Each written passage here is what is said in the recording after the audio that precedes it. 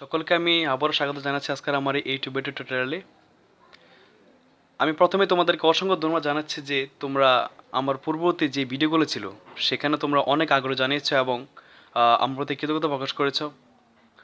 সবাই আমি বলতে চাচ্ছি তোমাদের কাছে আমি নিজে কৃতজ্ঞ, কারণ তোমরা আমাকে অনেক অনুপ্রেরণা দিয়েছো ভিডিও করার জন্য পরবর্তী। সো আজকে আমি যে ভিডিও টিউটোরিয়াল করব তার আগে একটা কথা বলে নিচ্ছি, সেটা হচ্ছে তোমরা এখনও যারা টেন্সের উপর আমার প্রথম ভিডিওটা দেখেনি, অর্থাৎ কাইন্ডস অফ টেন্স বা ক্লাসিফিকেশন অফ টেন্সেস, সেই ভিডিওটা দেখোনি, তোমরা প্রথমেই আগে সেই ভিডিওটা দেখে নেবা, কারণ ওই ভিডিও যখন তুমি ভালো করে দেখতে পারবা তখনই তুমি ক্লিয়ারভাবে এই ভিডিও বুঝতে পারবা।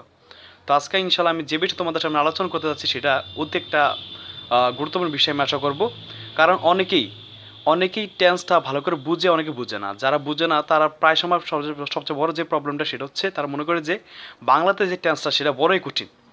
অ্যাকচুয়ালি তোমার যদি ইংলিশ টেন্সটা শিখতে যাও বা ইংলিশে স্পোকিং করতে যাও, তাহলে তোমার প্রথমত যেটা জানতে হবে সেটা হচ্ছে বাংলাতে যে টেন্সটার রূপটা সেটাকে জানতে হবে। সো আজকে ইনশাল্লাহ আমি আলোচনা করবো বাংলাতে টেন্স চিনবার বা বাংলাতে টেন্স চিনবার জন্য কী কী করণীয় বা অতি সহজ পদ্ধতির কী। আমি অলরেডি আলোচ্য বিষয় লিখে ফেলছি, এখানে কি লিখছি, বাংলাতে টেন্স চিনিবার কতিপয় গুরুত্বপূর্ণ চিহ্নসমূহ। 2 নম্বর যেটা অ্যান্সার লাগছে সেটা হচ্ছে উদাহরণ উপস্থাপন।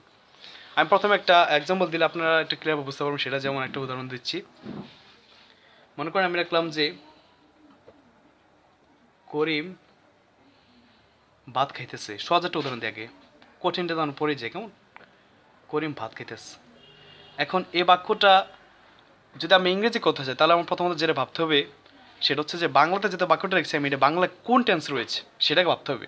যখন আমি বাংলা টেন্সটা খুঁজে বের করতে পারবো তখনই কিন্তু আমি ইংরেজি গঠন বা স্ট্রাকচারে চিন্তা করতে পারবো। তো সুতরাং আমার প্রথমে যেটা বের করতে হবে সেটা হচ্ছে যে করিম ভাত খেতে সেটা কোন টেন্সে রয়েছে। আজকে আমি আলোচনা করবো ঠিক এই বিষয়টাই যে করিম কোন ভাত খেতে সেটা কোন টেন্স। এক কথা সহজ কথা হচ্ছে বাংলাতে টেন্স এবং সহজ পদ্ধতি। তাই আমি আলোচনা দেখে এগিয়ে যাচ্ছি বিশেষ কথা না বলে। তো প্রথমত আমি যে আলোচনা করবো সেটা হচ্ছে যে বাংলাতে টেন্স চিহ্ন করতে গুরুত্বপূর্ণ চিহ্নসমূহ।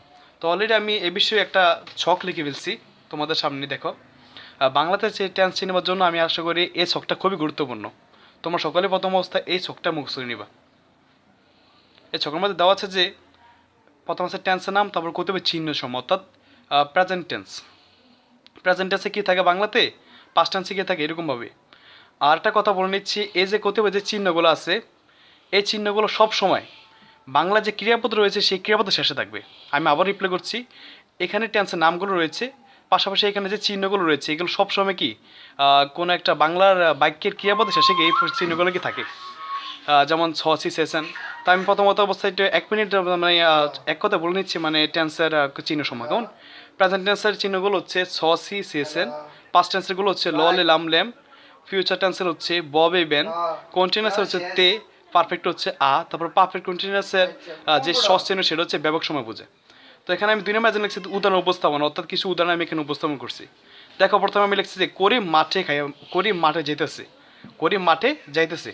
এখন যদি কেউ প্রশ্ন করে যে এটা বাংলা বাক্যটা ইংলিশ কোন টেন্সে রয়েছে, তাহলে প্রথমত তোমার যেটা করতে হবে সেটা হচ্ছে এই বাংলা বাক্যের যে ক্রিয়াপত্র রয়েছে সেই ক্রিয়াপদের দিকে এগিয়ে যেতে হবে।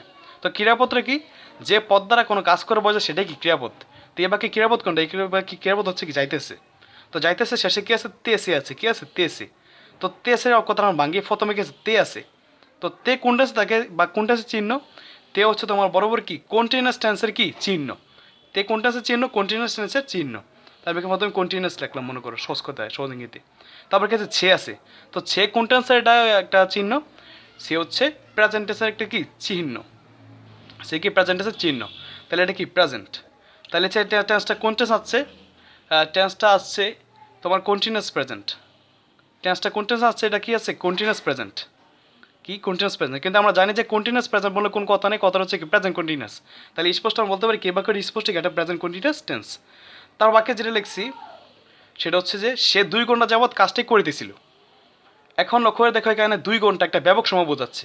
আর আমরা যে জানি যে ব্যাপক সময় কোথায় হয়, ব্যাপক সময় হয় কোন সময়, যখন কি পারফেক্ট কন্টিনিউয়াস টেন্স, অর্থাৎ পারফেক্ট কন্টিনিউয়াস টেন্স কখনো যখন কি ব্যাপক সময় বোঝাতে। যেহেতু এখানে 2 ঘন্টা ব্যাপক সময়, তাহলে এটি স্পষ্ট কি পারফেক্ট কন্টিনিউয়াস। এখন এটা কোন টেন্সে পারফেক্ট কন্টিনিউয়াস সেটা বার করতে হবে। সেটা বার করার জন্য তোমার দেখতে হবে ক্রিয়াপদের শেষে কী আছে। তো ক্রিয়াপদের শেষে এখানে কী আছে, স্পষ্ট কি ল আছে বা ছিল আছে, ঠিক না। তো ল লে লাম লেম, ল লে লাম লেম কোন টেন্সে বলছিলাম, ল লে লাম থেকে কোন টেন্সে, এটা পাস্ট টেন্সে। তাহলে এটি স্পষ্ট কি এখানে পাস্ট হবে। তাহলে টেন্সটা আস্তে আস্তে কি পারফেক্ট কন্টিনিউয়াস পাস্ট, কিন্তু পারফেক্ট কন্টিনিউয়াস পাস্ট বলে কোনো কথা নেই, কথাটা হচ্ছে কি পাস্ট পারফেক্ট কন্টিনিউয়াস টেন্স।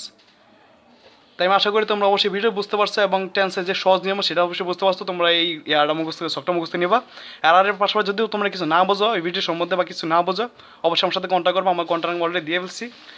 এটা হচ্ছে আমার ফেসবুক আইডি, তোমরা আমার ফেসবুক আইডির সাথে অ্যাড করতে পারো, অথবা আমার ফোন নাম্বার তোমরা ফোন দিতে পারো, ফোন দিয়ে আমার সাথে সরাসরি যোগাযোগ করতে পারো।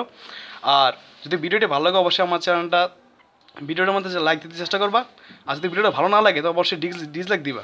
আর যদি আর যদি তোমাদের কোনো কমেন্ট থাকে অবশ্যই আমাকে একটা কমেন্ট করবা। আর সর্বোপরি যে কথা সেটা হচ্ছে আমার চ্যানেলটা অবশ্যই সাবস্ক্রাইব করে রাখবা যাতে করে আমার ভিডিও সবগুলো তোমরা পাও। আর যদি ভিডিওটা ভালো লাগে অবশ্যই আমার চ্যানেলটা এবং আমার ভিডিওটা কি শেয়ার করতে চেষ্টা করবা। সো তোমাদের আর যদি কোনো কমেন্ট থাকে অবশ্যই আমাকে জানাবা। তো আজকে ভিডিও এটুকুই। আল্লাহ হাফিজ।